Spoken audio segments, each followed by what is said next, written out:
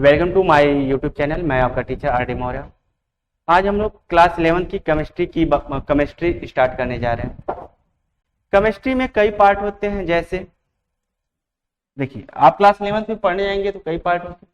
पहला होगा क्या? इनऑर्गेनिक। दूसरा क्या होगा? फिजिकल। क्या होता है? Physical chemistry. थर्ड क्या होगा? Organic chemistry. Organic chemistry.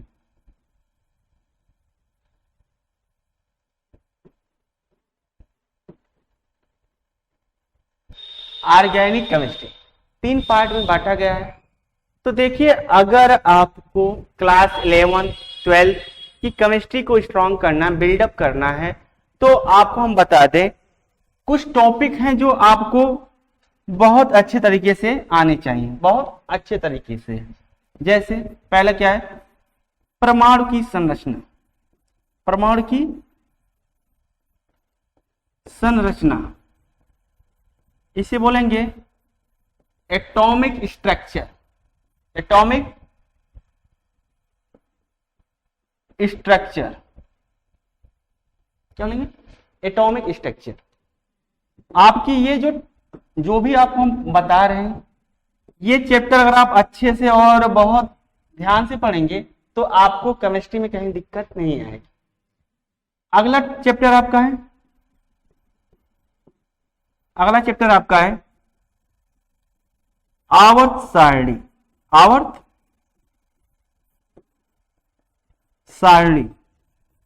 आवर्त सारणी को इंग्लिश में बोलते हैं पीरियोडिक टेबल। Periodic table. और नेक्स्ट आ जाइए, मोस्ट इंपॉर्टेंट ये है रासायनिक बंध। रासायनिक बंध। Chemical bonding. केमिकल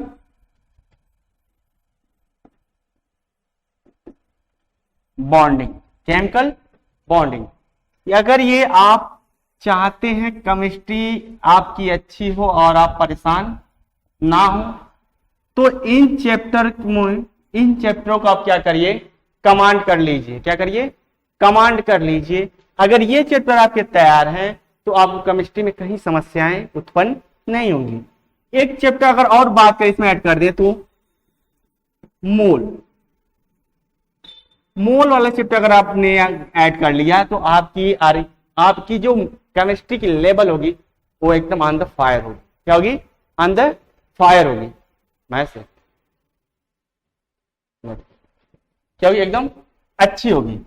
अब आते हैं, आज हम लोग केमिस्ट्री में स्टार्ट करते हैं आपका परमाणु संरचना। एक्चुअली परमाणु संरचना होता क्या है उसको जाने। परमाणु वो सूक्ष्मतम कण। अब मान कहने का मतलब यह है, ये कपड़ा बना हुआ है, मेरा कपड़ा बांधा हुआ है, इसमें धागे लगे हुए हैं। ये धागे कहां से बनते हैं आपको पता है? ये क्या पेन है? पेन को अगर ये वाला हम आगे वाला हिस्सा खोल दें और इसे निकाल दें तो देख रहे ये भी छोटे छोटे पार्टिकलों से मिलकर बना होगा ना। ये भी, इसमें इंक है, निडल है। उसके बाद जाके जब कहीं आप पूरा किए तो एक आपका कलम तैयार हुआ। कलम तैयार हुआ। उसी तरीके से परमाणु होता क्या है उसके बारे में जानते हैं। परमाणु संरचना की प्रारंभिक मॉडल के बारे में पढ़ते हैं हम लोग। ध्यान दीजिए, परमाणु क्या है? मूल कण है। के मूल कण। द्रव्य क्या? वह सूक्ष्मतम, क्या दिया आपका? ध्यान दीजिए, द्रव्य का वह सूक्ष्मतम कण जो रासायनिक अभिक्रियाओं में बिना विभाजित हुए भाग लेता है, क्या कहलाता है? परमाणु या एटम कहलाता है। क्या कह रहा कि जो द्रव्य में है, आप कोई रिएक्शन करते हैं, रिएक्शन होता है, जो परमाणु होते हैं वो बिना विभाजित हुए उस अभिक्रिया में क्या होते हैं? भाग लेते हैं। आइए इंग्लिश में जानते हैं। This smallest particle of the matter, this smallest particle of matter which take part in chemical reaction without being divided या ये बोल देंगे change, क्या without change is called an atom, is called an atom। कहने का मतलब क्या था इनका, यदि कोई रिएक्शन हो रही है, कोई रिएक्शन हो रही है तो उसमें जो परमाणु होते हैं वो उनमें भाग लेते हैं, लेकिन कैसे, बिना विभाजित हुए भाग लेते हैं। नेक्स्ट पे आइए, जो इनके मूल कण क्या हैं, इनके परमाणु के मूल कण जो हैं वो आपको बता दें हम क्या होते हैं, ध्यान दीजिए। इलेक्ट्रॉन, प्रोटॉन व न्यूट्रॉन होते हैं। इनके मूल कण ये तीनों हैं। इसके अलावा भी हम बोल सकते हैं पॉजिट्रॉन वगैरह सब, लेकिन हमको तीन ही हमको जानना है इस लेवल पे। जब हम इसको स्टडी करेंगे, देखो इलेक्ट्रॉन कैसा होता है आपको बता दें, निगेटिव होता है। कैसा हो, निगेटिव या ऋणात्मक होता है। परमाणु कैसा होता है, और प्रोटॉन कैसा होता है आपका, प्रोटॉन कैसा होता है, पॉजिटिव। न्यूट्रॉन वर्ड से ही दिख रहा है क्या, न्यूट्रॉन मतलब न्यूट्रल होता है, ये उदासीन होता है। क्या होता है, उदासीन। परमाणु मूल कण कौन कौन है, इलेक्ट्रॉन, प्रोटॉन और न्यूट्रॉन। परमाणु क्या करता है, किसी भी अपक्रिया में भाग लेता है बिना विभाजित हुए। यहां तक आपको समझ में आया, यहां तक नोट कर लीजिए। इसके आगे आते हैं,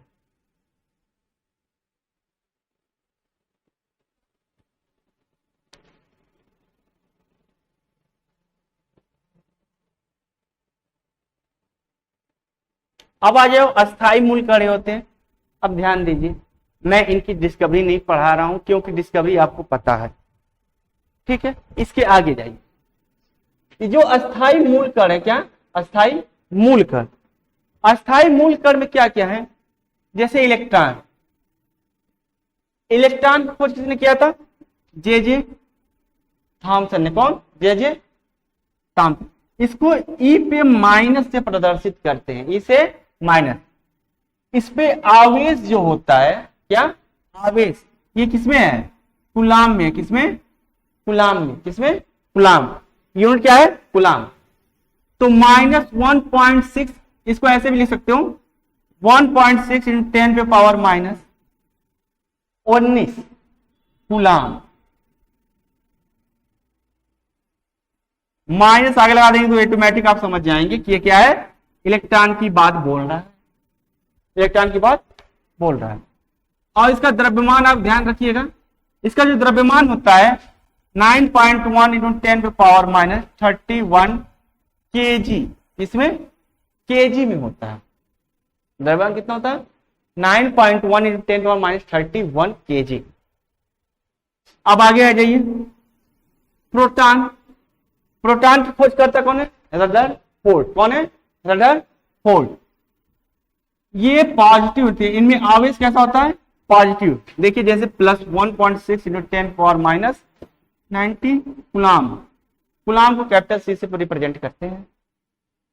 और इसका जो वेट होता है या मास, जो द्रव्यमान बोलते हैं, आपकी ग्राम क्या होगा, 1.6 × 10 पे पावर -27 kg होता है, -27 kg होता है। आइए आगे, न्यूट्रॉन।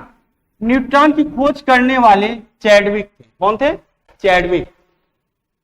चैडविक ने इसकी खोज की। और इसका देखो न्यूट्रॉन, इसका आवेश क्या होता है, न्यूट्रल होता है, मतलब जीरो होता है। क्या होता है, जीरो।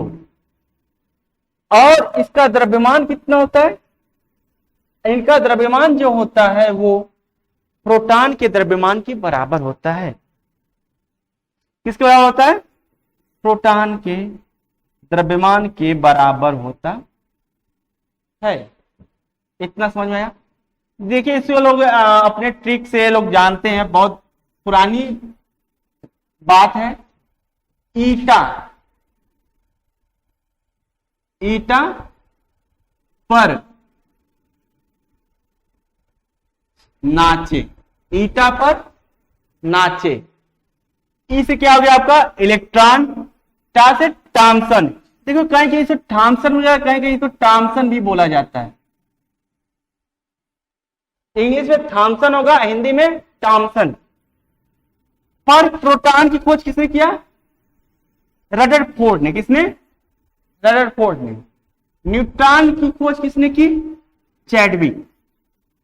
किसने की? चैडविक ने। इतना समझ में आया? इसको नोट करिए, इसके आगे बताते हैं।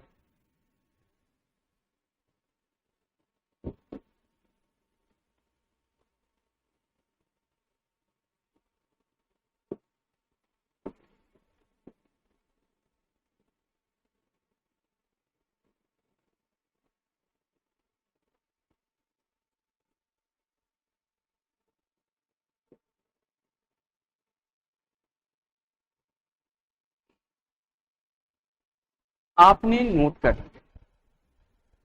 जैसे परमाणु है, आपने प्रोटॉन देखा, इलेक्ट्रॉन देखा, एक्चुअली कहां मूव करते हैं, इसको तो भी इसके बारे में जानना जरूरी है हम लोगों को। आइए हम जानते हैं क्या ये परमाणु क्या होता है? नाभिक होता है। क्या होता है?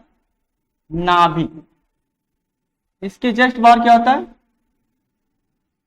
कोष होते हैं। क्या होते हैं? कोष। क्या होते हैं? कोष। नाभिक में आपका न्यूट्रॉन प्लस प्रोटॉन होता है। नाभिक में न्यूट्रॉन प्लस प्रोटॉन होता है। नाभिक के जस्ट बाहर इलेक्ट्रॉन आपका घूमता रहता है। जस्ट बाहर इलेक्ट्रॉन आपका, जस्ट बाहर आपका इलेक्ट्रॉन क्या है? घूमता रहता है। और ये इससे जुड़ा रहता है। क्या होता है? जुड़ा रहता है। जैसे मान लीजिए आपका घर है। क्या है? आपका घर। घर में एक नाभिक होता है। क्या होता है? नाभिक। मतलब कहने का मतलब केंद्र। क्या होता है? केंद्र। इसमें कौन होता है? आपके घर का केंद्र कौन होगा? माता पिता। माता पिता। और कहीं कहीं माँ बहुत खतरनाक होती, पिताजी शांत होते हैं। और किसी केस में पिताजी खतरनाक होते, माँ शांत होती हैं, आपको बचा लेती हैं। किसी भी कोई भी गलती करते हैं तो आपको बचा लेती हैं, पिताजी को पीट देते हैं। लेकिन किसी किसी केस में क्या होता है कि पिताजी शांत होते हैं और माताजी खतरनाक होती हैं। और घर में सोच लो, अगर आप कहीं गलती करके आए हो तो घर में झाड़ू रखा होगा और किचन में बेलन रखा होगा। और गलती मम्मी खतरनाक है तो एक चीज जान लो, अगर मम्मी खतरनाक है तो काम तुम्हारा बहुत गड़बड़ है। खाना उन्हीं से लेना है, खाना उन्हीं से लेना है। बोलने जब मम्मी खाना दो तो किचन में गलती उनके दिमाग में चल रहा है, बेटा तुमने गलती किया है, तो बेलन उठा के मारेंगे। और कहीं झाड़ू पागे तो उससे भी कूटेंगे। ठीक, ये है माता जी। मान पिताजी, तो पिताजी दिन भर बेचारे काम पे रहते हैं। पिताजी दिन भर काम पे रहते हैं, वो बेचारे शांत रहेंगे। अगर इस चीज की कंडीशन मालिक खतरनाक है, डेंजरस है, तो कम चांस है कि आप कुटाई खाएं। लेकिन अगर माता जी आपकी क्या है, खतरनाक है, तो 100% चांस है आप कुटाई खाएंगे। ठीक है, तो ये जो नाभिक है ऐसे ही काम कर रहा है। क्या है? माँ बाप। इसके बाहर एक कमरा और होता है। क्या होता है? कमरा। एक कमरा और एक कमरा और इसके बाहर एक कमरा और है, जिसमें आप रहते मान भाव। आप कमरे के बाहर घूमते रहेंगे। क्या रहेंगे? घूमते दुनिया में कहीं घूमते, लेकिन खर्चवा के लिए किसके पास जाओगे? जो जेब का खर्चा है किसके पास जाओगे? मम्मी के पास या पापा के पास ना। तो इलेक्ट्रॉन है आप। क्या है? इलेक्ट्रॉन है। और नाभिक में कौन कौन है? मम्मी और माताजी और पिताजी, है ना। देखना, बच के रहना। खर्चा, जेब खर्चा माँ पे डिपेंडेबल हो कि नहीं हो कि नहीं? आप अभी क्लास 11th में तो कहीं कमा तो नहीं रहे हो ना। किस पे डिपेंड हो? माँ बाप पे। तो उसी तरह जो नाभिक में न्यूट्रॉन और प्रोटॉन होते हैं, इलेक्ट्रॉन को अपनी तरफ खींचे रहते हैं। प्रोटॉन कैसा होता है? पॉजिटिव, और इलेक्ट्रॉन कैसा? निगेटिव। तो इन पे जोड़ आजमाइश लगी रहती है, जिससे कहीं भाग नहीं पाते। क्या तुम भाग जाओगे घर छोड़ के? माँ बाप पैसा ना दे तो समस्या है ना। इसी तरीके से आप समझ लीजिए। अब आते हैं इस पे कुछ फार्मूले पे, कुछ फार्मूले पे। परमाणु के नाभिक का संगठन, जो आपने बताया नाभिक होता है, ठीक है। परमाणु क्रमांक किसे कहते हैं? किसे कहते हैं? परमाणु क्रमांक। ध्यान दो, परमाणु क्रमांक किसे कहते हैं? अभी मैंने बताया, मान लो ये एटम है। क्या है? एटम है। इसके अंदर क्या है? नाभिक है। नाभिक में प्रोटॉन प्लस न्यूट्रॉन है। प्रोटॉन प्लस न्यूट्रॉन है। इसके जस्ट बाहर में क्या घूमते रहते हैं? इलेक्ट्रॉन घूमते रहते हैं। घूमते रहते हैं ना। तो परमाणु क्रमांक की अगर हम परिभाषा देना चाहें, किसकी? परमाणु क्रमांक की अगर हम परिभाषा देना चाहें तो क्या होगा? देखो, नाभिक में उपस्थित प्रोटॉनों की संख्या को उस तत्व का परमाणु क्रमांक कहते हैं। नाभिक में उपस्थित प्रोटॉनों की संख्या को क्या बोलते हैं? परमाणु क्रमांक। देखिए कैसे कहते थे इसको? नाभिक में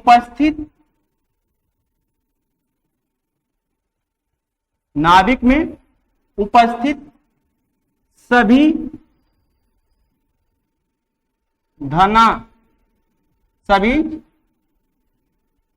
धनावेशों या प्रोटॉनों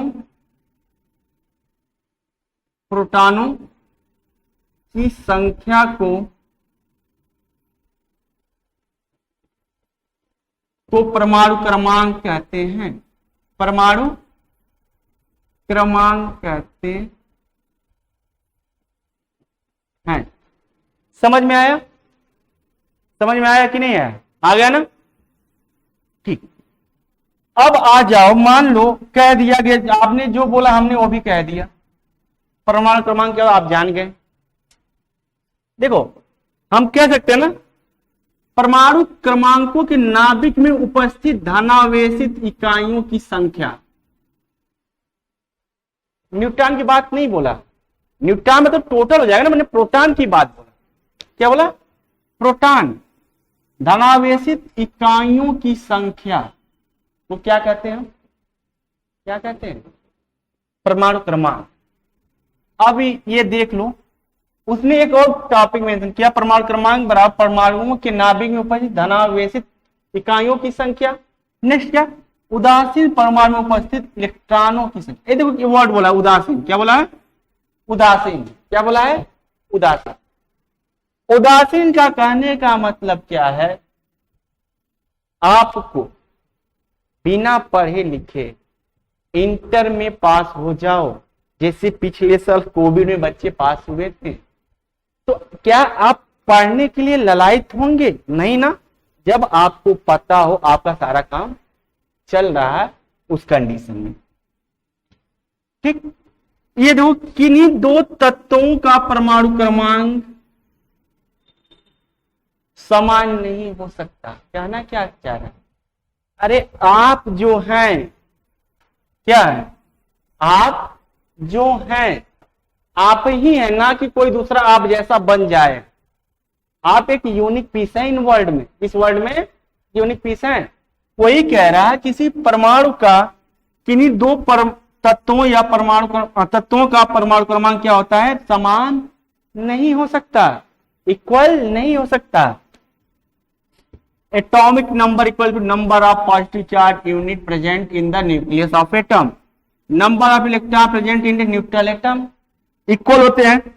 किन्हीं दो तत्वों के परमाणु क्रमांक समान नहीं हो सकते। No two elements can have the same atomic number. आगे आ जाओ। इतना समझ में आया? नोट कर लीजिए।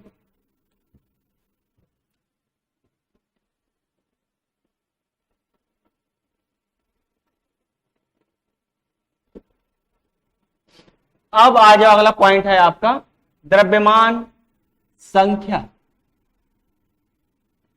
या मास नंबर। द्रव्यमान संख्या या मास नंबर। अभी आपको बताया था मैंने क्या, ध्यान दो, ये नाभिक है, नाभिक में क्या है, न्यूट्रॉन और प्रोटॉन। बाहर क्या है, इलेक्ट्रॉन। क्या है बाहर, क्या है, इलेक्ट्रॉन। इलेक्ट्रॉन क्या हो रहा है, मूव कर रहा है, मूव कर रहा है।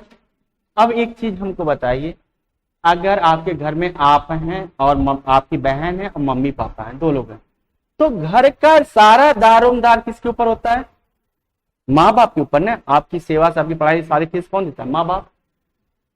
तो नाभिक में उपस्थित न्यूट्रॉनों और प्रोटॉनों की संख्या क्या बोलते हैं, द्रव्यमान संख्या बोलते हैं। क्या बोलते हैं, द्रव्यमान संख्या बोलते हैं।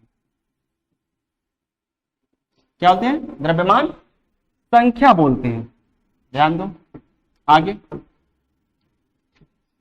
अभी आपने पढ़ा था क्या, अगर तत्व क्या हो, उदासीन अवस्था में, किसमें, उदासीन, तो उस कंडीशन में आप बोले थे प्रोटॉन बराबर इलेक्ट्रॉन, प्रोटॉन बराबर इलेक्ट्रॉन बोले थे। तो क्या यहां हम न्यूट्रॉन प्लस इलेक्ट्रॉन भी लिख सकते हैं, कहने के लिए कह सकते हैं, लेकिन लिख नहीं सकते। बात समझ में आया? तो द्रव्यमान संख्या समझ में आया, किसी भी तत्व के नाभिक में उपस्थित सभी, किसी भी तत्व के नाभिक में उपस्थित सभी प्रोटॉनों और न्यूट्रॉनों की संख्या क्या बोलते हैं, उनका द्रव्यमान संख्या बोलते हैं। आइए पेज पे आते हैं लौट के। देखिए, किसी भी तत्व में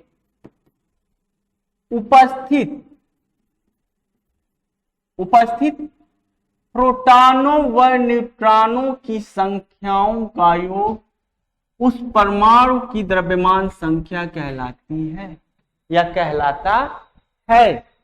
आ जाए नीचे, द्रव्यमान संख्या बराबर प्रोटॉन प्लस न्यूट्रॉन या न्यूक्लियनों की संख्या। न्यूक्लियन में जो न्यूक्लियस में उपस्थित संख्या वही क्या है, प्रोटॉन और न्यूट्रॉन। हो गया। आइए इसको इंग्लिश में देखते हैं। The sum of the number of proton neutron is called mass number, और मास नंबर।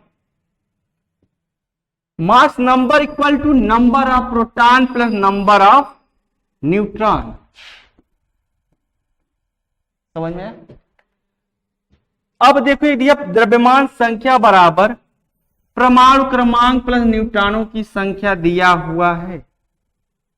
अगर ये दिया हुआ है तो आप हमको बताओ किस कंडीशन में, न्यूट्रल उदासीन कंडीशन में बोला है, इसमें उदासीन अवस्था में बोला हुआ है। इसमें बोला है उदासीन अवस्था में बोला है। अगर मान लीजिए अगर किसी भी तत्व का आपको प्रोटॉन पता हो, द्रव्यमान संख्या पता हो, तो आप न्यूट्रॉन निकाल सकते हो। यदि किसी तत्व का प्रोटॉन पता हो, न्यूट्रॉन पता हो, तो क्या निकाल सकते हो, द्रव्यमान संख्या।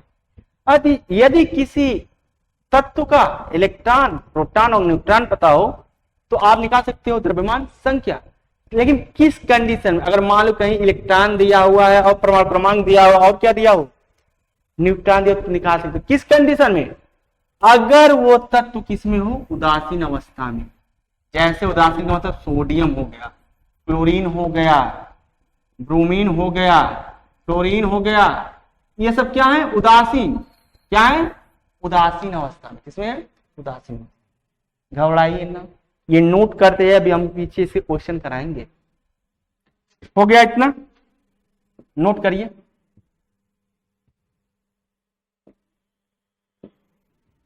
जहां तक हमने बता दिया था आपको कि द्रव्यमान संख्या तक बता दिया था। आपने उम्मीद है कि आपने उसका नोट्स बनाया होगा, फॉर्मूला लिखा होगा। इसके आगे अब बढ़ते हैं। देखो परमाणु भार और द्रव्यमान संख्या। द्रव्यमान संख्या को एक्चुअली बोलते हैं परमाणु क्रमांक। परमाणु क्रमांक क्या बोलते हैं? परमाणु क्रमांक बोलते हैं। तो घबराने वाली बात कोई नहीं है। मान लिया उदासीन परमाणु के लिए बोल रहा है। क्या बोल रहा है? उदासीन परमाणुओं के लिए बोल रहा है। उदासीन परमाणु जब बोल रहा है तो आपको ध्यान देना चाहिए, अगर परमाणु उदासीन है, जैसे मान लीजिए ए प्लस, नहीं मान लीजिए क्या ए है, क्या है? ए है। इस कंडीशन में इसका परमाणु क्रमांक कितना हो? 12 हो। क्या हो? 12। तो इस कंडीशन में हम लिख सकते हैं आपका परमाणु क्रमांक बराबर, परमाणु क्रमांक बराबर प्रोटॉनों की संख्या, प्रोटॉनों की संख्या। तथा इसी कंडीशन में लिख सकते हैं इलेक्ट्रॉनों की संख्या, इलेक्ट्रॉनों की संख्या। यदि परमाणु उदासीन कंडीशन में है तब लिख सकते हैं। इस कंडीशन में ना इलेक्ट्रॉन बदलते हैं ना प्रोटॉन बदलते हैं। समझ में आया? मान लीजिए इसका हम परमाणु क्रमांक कितने दे दिए? 12। और न्यूट्रॉनों की संख्या कितने दे दिया? 11। क्या दे दिया? 11। तो आपको पता होगा द्रव्यमान परमाणु भार बराबर परमाणु भार बराबर लिख सकते हैं proton plus neutron, proton plus neutron, proton plus neutron लिख सकते हैं। अब इसमें प्रोटॉन तो दिया नहीं है, आपको क्वेश्चन करने में प्रॉब्लम होगी। क्या प्रोटॉन दिया है लेकिन न्यूट्रॉन दिया ना। एक्चुअली एलिमेंट कैसा, तत्व कैसा? उदासीन है। कैसा? उदासीन। अगर उदासीन है तो उस कंडीशन में प्रोटॉन बराबर इलेक्ट्रॉनों की संख्या, तो आप लिख सकते हैं 12 प्लस 11 कितना आ गया? 23 परमाणु भार। समझ में आया? यहां तक किसी की दिक्कत? ये पॉइंट कंप्लीट हुआ। देखो उदासीन का कहने का मतलब उस कंडीशन का प्रोटॉन और इलेक्ट्रॉन और परमाणु क्रमांक क्या होंगे? बराबर होंगे। क्या होंगे? बराबर। जैसे एग्जांपल ले लो 7n40, 7n40। इस कंडीशन में मान लिया जाए, ये वाला जो कंडीशन आपको दे दिया गया, क्वेश्चन दे दिया गया, अगर बोल दिया जाए कि ये क्या है? परमाणु क्रमांक है और ये क्या है? परमाणु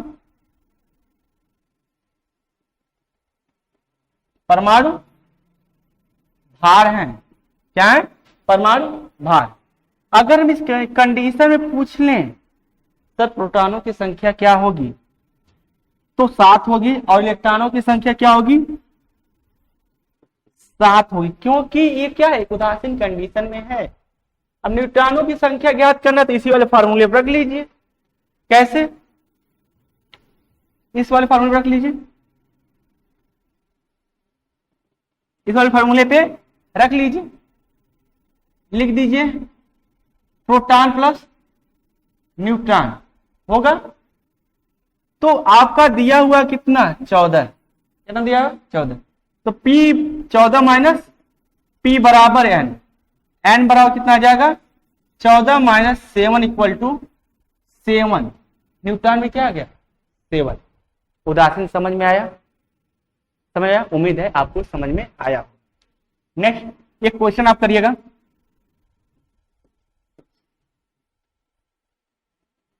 O16, इसमें परमाणु क्रमांक कितना है?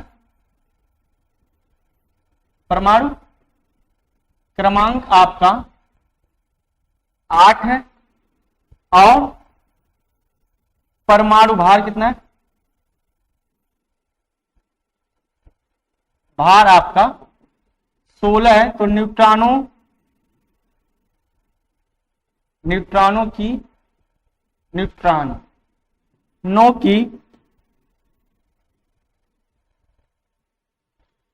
न्यूट्रॉनों की संख्या कितनी होगी? प्रोटॉनों की संख्या कितनी होगी? प्रोटॉनों की संख्या कितनी होगी वो निकालिए, और इलेक्ट्रॉनों की संख्या क्या होगी वो भी बताइए।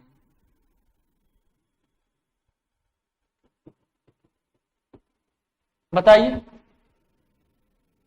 कर लेंगे? क्यों? ये किसमें है? आप सिंपल सा एक माइंडसेट लगाओ ना। कैसा है? उदासीन है। क्या है? उदासीन है। क्या है? उदासीन। जब उदासीन है तो आपको फार्मूला पता ही होगा। क्या?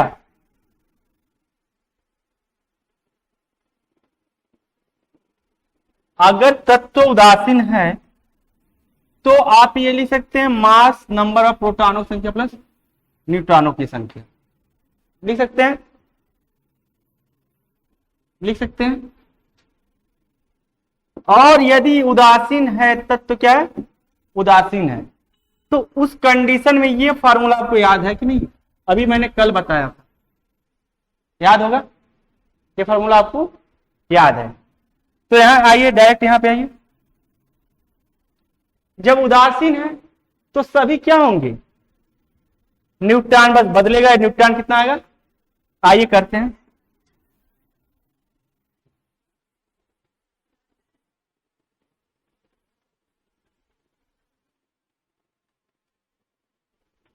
आइए करते हैं, लिखेंगे। अब द्रव्यमान परमाणु भार क्या होता है? परमाणु भार बराबर प्रोटॉन प्लस न्यूट्रॉन। अभी आपको बताया गया है कि अगर तत्व उदासीन है तो उस कंडीशन में क्या होगा? उस कंडीशन में प्रोटॉन बराबर इलेक्ट्रॉन और परमाणु क्रमांक होगा। क्या बोलते हैं? यदि उस कंडीशन में बोल दिया जाए न्यूट्रल है तो उस कंडीशन में प्रोटॉन भी बराबर होगा। क्या होगा? प्रोटॉन बराबर इलेक्ट्रॉन होगा ना? होगा। अब आ जाओ, जब होगा तो प्रोटॉन कितना है? 8 प्लस न्यूट्रॉन तो पता नहीं है, ये कितना है? 16। एन बराबर कितना जाएगा? 16 माइनस 8 इक्वल टू 8। और प्रोटॉन न्यूट्रॉन आपको पता ही चल गया। ठीक, अब आइए अगले टॉपिक पे। ये आपका हो गया, ये आपका हो गया। आते हैं किसी ऋणायन के लिए, किसी ऋणायन के लिए। तो जाहिर सी बात है, आपने देखा हो किसका? Cl। क्या हो गया? Cl। अभी क्या है? उदासीन है। क्या है? उदासीन है। अगर हम लिख दिए Cl माइनस, तो ये आ गया, एक माइनस आ गया। अगर किसी तत्व को ऋणायन जितनी संख्या में बढ़ते उतने ही इलेक्ट्रॉन उनमें बढ़ते हैं, समझे? यदि किसी तत्व में ऋणायनों की संख्या बढ़ रही है तो उनके इलेक्ट्रॉनों की संख्या में वृद्धि होगी। ठीक, किसमें वृद्धि होगी? इलेक्ट्रॉनों की संख्या में, लेकिन उनका प्रोटॉन वही रहेगा जो उनका उदासीन कंडीशन में उनका था। क्या बोला हमने? यदि कोई तत्व ऋणात्मक है, उस पर जितना चार्ज आ रहा है, तो उनके इलेक्ट्रॉनों में वृद्धि होगी, ना कि प्रोटॉनों में वृद्धि। समझ में आया? जैसे कहने का मतलब है, इसके पास 17 है, कोसों में करेंगे 287 होते हैं, 287 माइनस है 28, ये माइनस है तो +1 हो जाएगा, +1 होगा, 8 हो गया, 8 हो गया। जब 8 हो गया, आप ध्यान दीजिए, क्या इस कंडीशन में हम लिख सकते हैं इलेक्ट्रॉनों की संख्या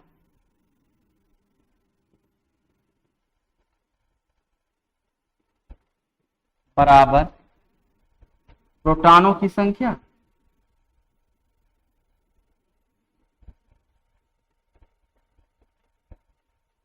क्या इस कंडीशन में लिख सकते हैं हम? कदापि नहीं। नॉट। इलेक्ट्रॉनों की संख्या नॉट इक्वल टू प्रोटॉनों की संख्या। क्यों? क्योंकि इलेक्ट्रॉनों में तो वृद्धि हुआ, इलेक्ट्रॉनों में क्या हुआ? वृद्धि हुआ, और ये जैसा का था वैसा ही कांस्टेंट रह गया। तो इस कंडीशन में हम लिख सकते हैं proton not equal two electron, proton not equal two electron. तो जो भी आप फार्मूले पढ़े हैं, नेक्स्ट पेज पे आइए। तो अगर ऋणात्मक है तो इलेक्ट्रॉन क्या हो जाते हैं? बढ़ जाते हैं। उस समय हम लिख सकते हैं परमाणु भार बराबर प्रोटॉनों की संख्या प्लस न्यूट्रॉनों की संख्या, और परमाणु क्रमांक बराबर परमाणु क्रमांक बराबर प्रोटॉनों की संख्या प्रोटॉनों की संख्या होगी, लेकिन इन सब के नॉट इक्वल टू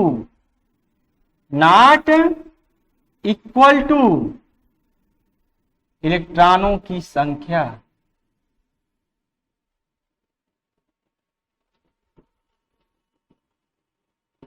की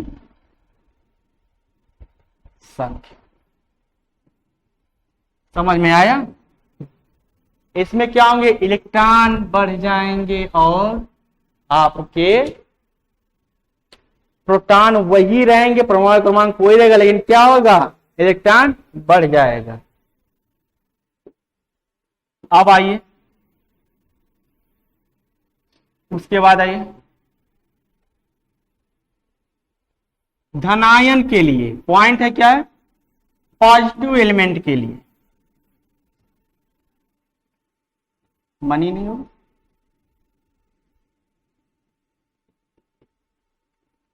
डोनर लिख सकते हैं या पॉजिटिव लिख सकते हैं, डोनर या पॉजिटिव। एक्चुअली इसके पहले ऋणात्मक कैसे होते? जब आप किसी से लेते तब ऋणात्मक होते। धनायन मतलब देते हैं, धनायन क्या मतलब? देते हैं। तो इस कंडीशन में क्या होगा? इस कंडीशन में आपका इलेक्ट्रॉन क्या होगा? कम होगा। क्या होगा? इलेक्ट्रॉन कम होगा। इस कंडीशन में आप ये नहीं बोल सकते हैं प्रोटॉनों की संख्या इलेक्ट्रॉनों की संख्या के बराबर नहीं हो सकती। आप ये बोल सकते हैं, लेकिन ये नहीं बोल सकते हैं प्रोटॉन बराबर इलेक्ट्रॉन। ये आप नहीं बोल सकते हैं। ये बोल सकते हैं और ये नहीं, क्योंकि जैसे ही मान लीजिए Na प्लस है, क्या Na प्लस है और Na सोडियम है, 11 है, 2 8 1 है, 2 8 1 है, तो इसमें इलेक्ट्रॉनों की संख्या कितनी है? 11 है। प्रोटॉनों की संख्या क्या है? 11 है। इस कंडीशन में है, लेकिन इस कंडीशन पे आप कदापि नहीं ये बोल सकते हैं कि इलेक्ट्रॉनों की संख्या कितनी होगी? 10 होगी, और प्रोटॉनों की संख्या कितनी होगी? 11 ही रहेगी। समझ में आया? समझ में आया? ठीक, इतना समझ में आया कि नहीं? आया कि नहीं? आया कि नहीं?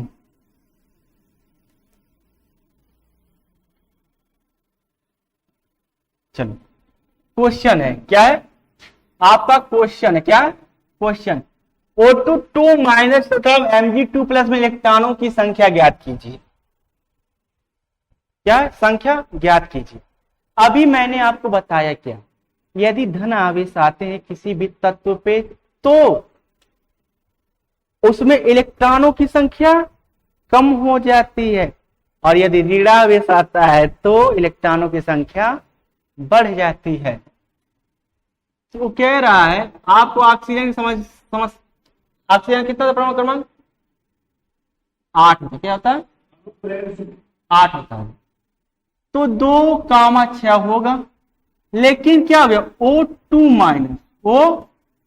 माइनस इस कंडीशन में क्या है 2,8 2,8, तो उस कंडीशन में हम बोलेंगे इलेक्ट्रॉनों की संख्या क्या हो, माइनस है तो बढ़ जाएगा, क्या हो जाएगा बढ़ जाएगा, कितना हो गया 10, क्या हो गया 10।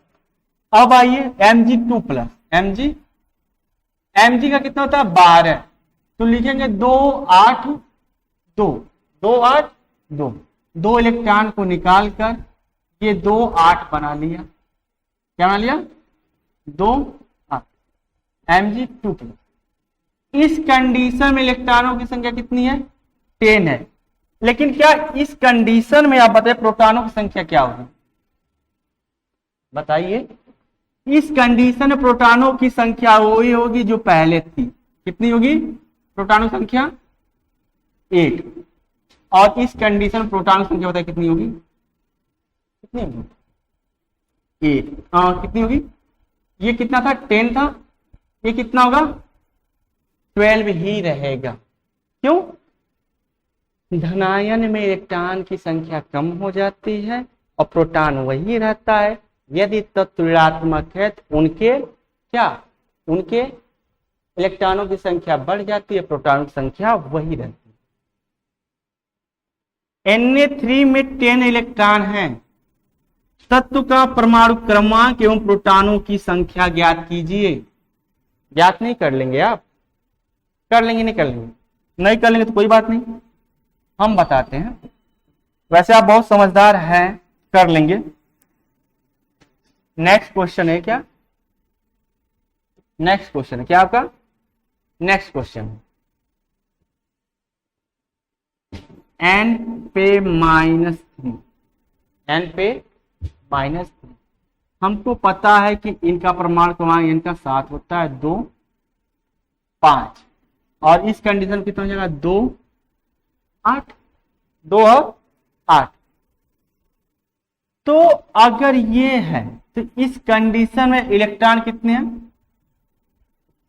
10 इलेक्ट्रॉन है, तो आप बताइए 3 बढ़ा है ना, अगर ये नहीं आ रहा हटाओ तो -3 इलेक्ट्रॉन बढ़े हैं ना, क्या इलेक्ट्रॉन बढ़े हैं, लेकिन क्या हुआ प्रोटॉन तो वही था ना, जितना 3 ऐड किया कितना हुआ 10, तो मतलब प्रोटॉनों की संख्या कितनी हुई 7, प्रोटॉनों की संख्या कितनी हुई 7।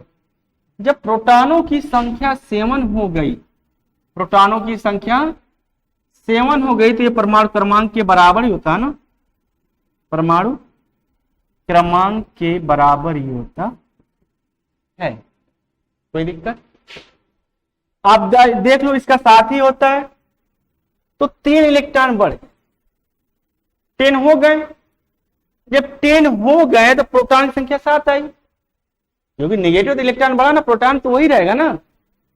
अगर ये बोल दिया है कि देखो कुछ ना, देखो 10 बोल दिया है, क्या 10, N3 माइनस पे 10 है, N3 माइनस में 10 है, तो हमको लगता है तो 10 हुआ तो 3 बढ़ा ही है ना, क्या उसमें बढ़ा ही हुआ है, इससे आप प्रमाण क्रमांक कितना होगा 7, कितना होगा समझ में आया, समझ में आया। आज के लिए बस इतना ही, इसके आगे कल फिर मिलते हैं, तब तक के लिए बाय, जय हिंद, जय भारत, जय हिंद, जय भारत, भारत माता की जय।